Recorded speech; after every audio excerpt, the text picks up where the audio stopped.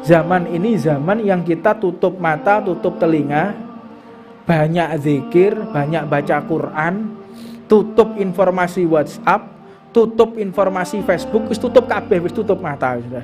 Ini enggak tahu nih yang benar siapa, yang salah siapa, enggak tahu. Tutup mata, tutup telinga, banyak zikir, banyak puasa, nunggu Imam Mahdi datang sudah.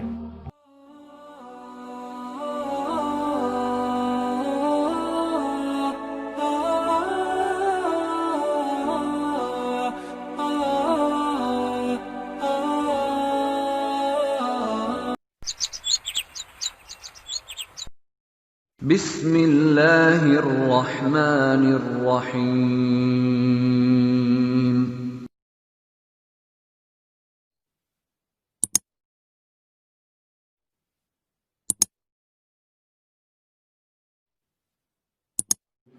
Karena Nabi Muhammad SAW, Nabi Muhammad pernah mengatakan, nanti akan ada zaman yang mereka menjabat, semakin tinggi jabatannya, semakin enteng pekerjaannya. Tambah dhuwur jabatannya, tambah enteng pekerjaannya. Tambah pendek, tambah rendah jabatannya, semakin berat. Ini kebalik. Ya Rasulullah, mana mungkin? Ya akan terjadi itu. Makanya kalau kita melihat mulai jabatan yang tinggi, kita melihat ada amanat dari presiden, ya, amanat dari presiden harus dikerjakan. Jadi presiden merintahkan kepada menterinya, menteri memerintahkan kepada wilayah setempat, misalnya memerintahkan kepada gubernur, gubernur memerintahkan kepada siapa? Camatnya, memerintahkan kepada wali kota atau bupatinya, wali kota bupati memerintahkan kepada camatnya, camat memerintahkan kepada kepala desanya, kepala desa memerintahkan kepada staf-stafnya, staf-stafnya memerintahkan kepada RW dan RT-nya. Jadi perintah itu semakin ke bawah semakin berat. Ini akan terjadi. Lah buktinya sudah terjadi sekarang. Ya, ini akhir zaman, alamatus sa'ah ini. Ini hari kiamat secara tidak sadar kita. Semakin ke bawah semakin berat. Jadi misal kalau di dalam militer, dari Panglima TNI memerintahkan kepada Panglima Kodamnya, Panglima Kodam memerintahkan kepada Danremnya, Komandan Koremnya, Komandan Korem memerintahkan kepada Komandan Kodimnya, Komandan Kodim memerintahkan kepada Koramilnya, Koramil memerintahkan kepada stafnya, turun terus. Jadi akhirnya yang paling bawah babinsanya tolah-toleh ya. Opo iki karepe? Perintahnya Panglima TNI tapi tolah-toleh mereka. Ini yang terjadi ini. Semakin ke bawah jabatan semakin berat. Kalau dulu tidak, semakin tinggi semakin berat, semakin tanggung jawab, semakin tidak bisa tidur, semakin susah, semakin bingung. Sekarang enggak, semakin tinggi jabatannya tinggal nyuruh aja, perintah-perintahkan gitu ya. Nah, ini yang disabdakan oleh Nabi Muhammad SAW. Benar apa yang disabdakan oleh Rasulullah SAW. Birokrasi ini akan terjadi seperti itu. Nah, ini alamatus sa'ah, detik-detik daripada hari kiamat. Di kehidupan para khalifah, para pemimpin zaman dahulu, mereka itu orang-orang yang bijaksana radhiyallahu taala anhum, yang seperti terkenal dan tersebar serta sangat panjang sekali untuk diceritakan para khalifah zaman dahulu. Menceritakannya saja sulit, apalagi mau mengerjakan. Nyeritakno iki lho angel. Apalagi untuk mencontoh orangnya. Kita cuma melihat, delok lho bingung ya. Meneh nglakoni. Kita jadi penonton aja susah, apalagi yang menjadi pemain. Dan mereka itu orang-orang hebat. Makanya tidak sembarangan orang yang bisa memimpin. Makanya dikatakan benar orang-orang yang menjabat sebagai khalifah, Sayyidina Abu Bakar As-Siddiq, Sayyidina Umar Al-Faruq, Utsman Asy-Syahid, dan Ali Al-Murtada. Mereka ini adalah orang-orang khususnya Allah Subhanahu wa taala yang sudah dibisarahkan mubasir fil jannah, orang yang pasti masuk ke dalam surganya Allah Subhanahu wa taala. Maka yang disabdakan oleh Nabi Muhammad sallallahu alaihi wasallam, inna hadzal amru bada'an nubuwatan wa rahmatan, thumma yakunu khilafatan wa rahmatan, thumma yakunu mulkan 'adudan. Jadi Nabi Muhammad mengatakan, sesungguhnya agama ini dimulai dengan khalifah. Setelah aku meninggal akan dipimpin oleh khalifah. Maka khalifah ini adalah pengganti nabi. khalifah ini pengganti Nabi. Yang mana Nabi itu memiliki rahmat dan kasih sayang kepada umatnya. Setelah itu dilanjutkan dengan kerajaan. Dan setelah itu dilanjutkan lagi dengan adudon. Adudon ini apa ya? Lalim. Tahu lalim? Tahu lalim apa enggak? Ya, buka kamus nanti. Adudon, lalim, seperti lalim. Enggak buka kamus ya, apa itu lalim? Jadi Rasulullah SAW mengatakan raja-raja yang sudah tidak memenuhi syarat ya, lalim. Jadi la yu'la, jadi la yahya wa la yamut ya, gak mati gak urip, tolah-toleh ngowah-ngowah tok ya. Ini kejadian nih. Ya, rajane tolah-toleh, pemimpinnya tolah-toleh tok, ngowah-ngowah ya. Nah, ini kan terjadi nih. Lihat, semua negara, hampir semua negara, hampir 90% negara tidak percaya pada pemimpinnya. Ya. Orang ini akan terjadi tidak percaya sama pemimpinnya. Paling dibujui sampai Pak Wali Kota. Paling Pak Gubernur dibujui. Paling Pak Presiden yang golek duit. Nah, ini terjadi ini. Ini bukan hanya di Indonesia. Semuanya, hampir seluruh pelosok dunia. Ini yang bertahan cuman Turki, Erdogan ya, sama di Chechnya, Ibrahim. Jadi siapa namanya presiden Chechnya itu? Kadyrov. Ini yang dipercaya sama masyarakatnya ya. Indonesia, yus kok ngene iki modele kaya awak-awak ngene ya. Gak awake dhewe gak ngerti, gak roh parake, gak ngulur, gak ngetan ya, gak ngalor, gak ngidul ya. Bingung ya. Kita memimpin diri sendiri aja gak bisa, tapi suka mengkritik orang. Ini terjadi ini. Jadi orang di negara kita ini satu permasalahan, pinter ngeritik, pinter mencaci orang tapi nggak punya solusi. Mimpin negara kok ngene, mimpin kota kok ngene, terus sing bener piye? Ya mbah, ya kan gitu. Ini zaman orang yang pinter ngeritik tapi dia nggak punya solusi. Ini presiden ini misalnya Pak Jokowi ini harusnya begini, terus harusnya Pak Jokowi gimana? Ya mbah, lah ini penyakit ini. Bisa mengkritik tetapi tidak bisa memberikan solusi. Ini mengenai zaman bingung. Ini zaman bingung. Orang yang sudah tidak percaya kepada pemimpinnya dan tidak percaya kepada dirinya sendiri. Terus yang benar siapa lagi? Ya wallahu a'lam. Kata Nabi Muhammad, akan datang suatu masa yang para ulama sendiri bingung mau ngapain. Kiai ini lo bingung. Terus piye yai? Mbah wis.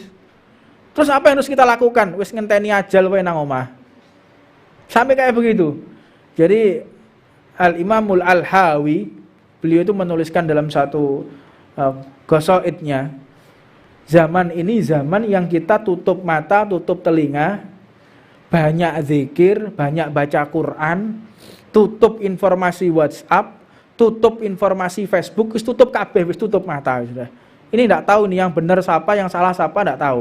Tutup mata, tutup telinga, banyak zikir, banyak puasa, nunggu Imam Mahdi datang sudah. Ini sampai seperti itu zaman ini. Enggak ada kebenaran apa yang harus dilakukan, bingung semua. Nabi Muhammad SAW pun mengatakan, al-khilafatu ba'di salasuna sanatin. Masa kekhilafan sepeninggalku ini selama 30 tahun. Wis tidak ada lagi. Masa itu adalah masa 4 khalifah. Setelah itu carut marut tak karu-karuan. Maka yang dilengkapi dengan hari-hari kekhilafahan Sayyidina Hasan bin Ali radhiyallahu taala anhu, masa itu sekitar 6 bulan. Jadi 30 tahun itu dengan termasuk masa khalifahnya Sayyidina Hasan bin Ali bin Abi Thalib yang beliau wafat dalam keadaan diracun, dan dilanjutkan lagi oleh Sayyidina Ali bin Abi Thalib, Sayyidina Husain bin Ali bin Abi Thalib itu dibunuh oleh Yazid bin Muawiyah. Yazid bin Muawiyah itu yang pernah perang kepada Sayyidina Ali di peperangan Siffin ya. Itu sampai terjadi pembunuhan, umat Islam saling bunuh-membunuh di peperangan Siffin karena fitnah, karena satu adu domba. Maka dikatakan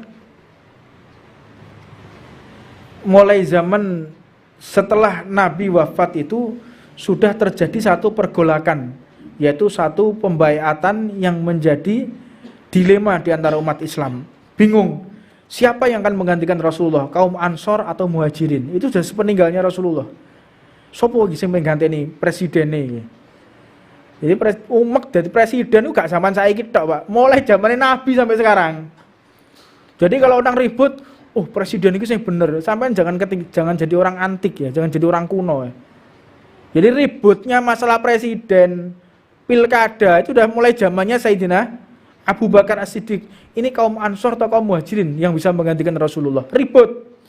Maka akhirnya mereka saling melemparkan, yang paling afdol adalah Sayyidina Umar. Sayyidina Umar adalah orang yang paling kuat, kata Sayyidina Umar, Sayyidina Abu Bakar saja. Tapi bedanya zaman dahulu, mereka saling menyerahkan kepimpinan.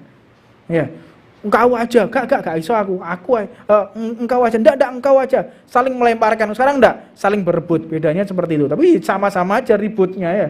Ribut sampai terjadi satu keributan setelah dimakamkan Nabi Muhammad SAW. Itu banyak cerita bagaimana Sayyidina Ali juga tidak hadir di dalam rapat penentuan karena Sayyidina Ali dalam keadaan lumpuh, tidak bisa menghadiri rapat karena kakinya lumpuh, syok melihat wafatnya Nabi Muhammad SAW. Ketika itu Nabi Muhammad ini benar-benar menjanjikan bahwa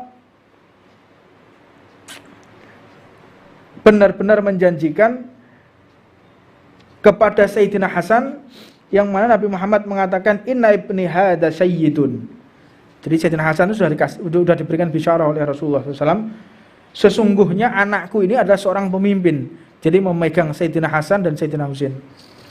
Inna ibni hadza sayyidun. Sesungguhnya kedua putraku ini Sayyidina Hasan dan Sayyidina Husain adalah seorang pemimpin. Wa la'allallahu an yusliha bihi baina fi'atain azimatain minal muslimin. Semoga dengannya Allah mendamaikan dua golongan besar dari kaum muslimin. Jadi akan terjadi satu perpecahan yang luar biasa. Rasulullah sudah mengerti akan terjadi perpecahan yang luar biasa setelah wafatnya Rasulullah. Yang mendamaikan benar Sayyidina Hasan yang mendamaikan yang pertama, tapi jadi satu kelompok mereka tidak puas, akhirnya diracun Sayyidina Hasan, dan akhirnya kelompok ini pun mendukung Sayyidina Husain. Dan akhirnya ada yang namanya Yazid bin Muawiyah itu tidak terima dengan pembaiatan Sayyidina Husain, maka beliau Sayyidina Husain ini diminta untuk keluar dari Mekah, diundang menuju ke Karbala. Karbala itu di Irak, di Iran. Menuju ke Karbala. Ketika menuju ke Karbala, dilihat di situ, kata Sayyidina Husain, benar, aku menuju ke Karbala karena malamnya sudah bermimpi beliau itu akan disembelih. Jadi malamnya sudah bermimpi beliau itu akan bertemu dengan Rasulullah. Jadi ketika beliau mau mendatangi rapatnya pembaiatan yang pasti beliau itu akan dikhianati, beliau membawa dengan 70 keluarganya. Jadi 70 keluarganya Sayyidina Husain dibawa semua, termasuk dari Sayyidina Hasan. Jadi banyak yang mirip wajahnya dengan Rasulullah. Ini sedikit kita ceritakan, ya inilah sejarahnya para habaib ya. Mereka itu tidak akan pernah gentar, tidak akan pernah takut, dan gak kedonyan. Karena ceritane mereka yang benar-benar memiliki darah dagingnya Nabi Muhammad, kedonyan, ya senang mbek donya, terus gila jabatan, terus takut atas apapun, itu tidak ada. Jadi lono habaib wedinan, kedonyan, diragukan darahnya itu. Itu darahnya Rasulullah apa enggak itu yang ngalir dalam tubuhnya. Jadi kalau kita lihat, oh ini Habib ini, berarti harus diikuti. Oh enggak bisa. Oh ini Habib, pasti duriah Nabi, harus kita menjadi pedoman. Oh enggak bisa. Lihat dulu akhlaknya, sesuai atau tidak dengan Rasulullah. Sesuai atau tidak ini dengan tingkah laku dan adabnya Nabi Muhammad. Enggak bisa semua habaib, terus mentang-mentang dia duriah, terus bisa diikuti, tidak. Jadi makanya ana habaib sing joget-joget, yo cowo eloki, wong iki rodokno gendenge. Ya, iki gak waras iki, yo cowo eloki. Lu ini Habib tapi yo ngerti memang. Terus ana Habib sing ngerokok, ya. Oh iki Habib iki yo rokokan, berarti awake kudu rokokan. Yo cowo tiru wong ku yo manusa padha wae. Ikutilah mereka yang sesuai dengan kakeknya. Kalau ada habaib yang tidak sesuai dengan kakeknya, ya jangan diikuti. Siapapun dia, mau surbannya sakban Vespa gak urusan. mau jubahe kayak Batman ya wis tak urusan. Iki sesuai gak akhlaki Nabi Muhammad? Gimana adabnya dia di atas majelis? Benar, khusuknya dia, tawaduknya, rendah hatinya. Ini sesuai dengan Nabi Muhammad. Kita ikuti. Jadi kalau ada habaib mencaci maki sahabat Nabi, ya dia wajib kita musuhi. Enggak peduli siapapun dia. Jadi kalau ada habaib yang suka joget-joget, ya coba eloi. Karena itu bukan daripada golongan Rasulullah SAW. Rokokan, melok rokokan. Aku kira rokokan tiru be Habib iki. Mereka sih iso selamat, sampean melok jelungup sampean. Hati-hati jok melok-melok ya. Melok sing api-api, jangan ikuti yang buruk. Mudah-mudahan kita bisa mengikuti seluruh dzurriyyah Nabi Muhammad, seluruh para kiai yang mereka selaras dengan Nabi Muhammad sallallahu alaihi wasallam. Rabbana atina fid dunya hasanah wa fil akhirati hasanah wa qina adzabannar. Wa ala man wa sayyidi Habib Umar bin Salim wa ala man Ahmad Jamal bin Tawab bin Bakar Bagil wa ila hadratin Nabi Muhammadin sallallahu alaihi wasallam siril Fatihah.